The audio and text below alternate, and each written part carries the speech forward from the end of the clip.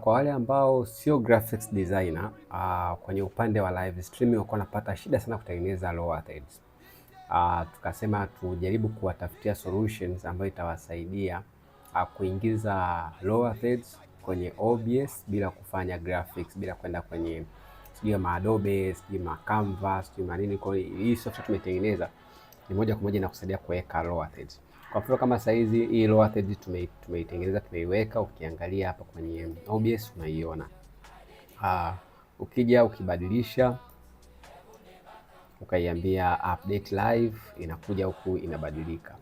Ukija tena hapa ukasema donations, hii tumeshaiona. Church Pro hii hapa, ukiupdate live hii hapa inakuja. Kwa hiyo this is a graphics ambazo tumezitengeneza ambazo wewe utakuwa na customize vile ambavyo unataka wewe kwenye hii software ambayo tumeitengeneza kwa ajili ya kusaidia wewe ku run live streaming yako ikawa smooth, ikawa ina vitu vingi ambavyo vinafanya ambavyo sio OBS moja kwa moja inafanya. Unatoa kwenye hii software then unaipeleka kwenye OBS. Kwa hii software tutaidiscuss kuanzia kesho tarehe 23 saa 3 usiku kwenye Google Meet.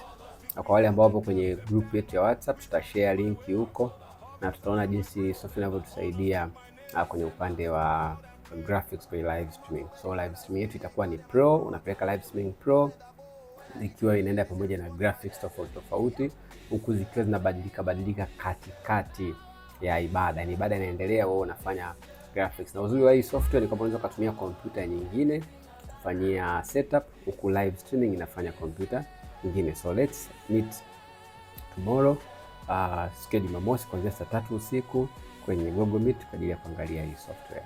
Karibuni sana. Kama una namba, angalia kwenye bio, utapata namba hapo. Just text me kwenye WhatsApp, sema tu kwamba niunge kwenye group kwa ajili ya Google Meet ya kudiscuss OBS software. Karibuni sana.